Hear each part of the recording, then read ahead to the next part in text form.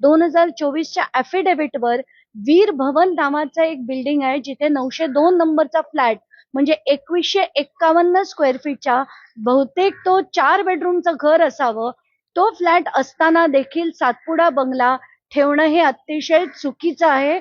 मी आज एक legal notice सरकारला पाठवणार आहे की कुठच्याही पद्धतीने, म्हणजे जर ते खाली करत नसतील आणि 46 लाखाचं आतापर्यंत थकबाकी असलेलं त्यांचं जे दंड आहे तो देखील त्यांच्याकडनं आकारण्यात यावा आणि तातडीने त्यांची रवानगी त्यांच्या घरी करण्यात यावी.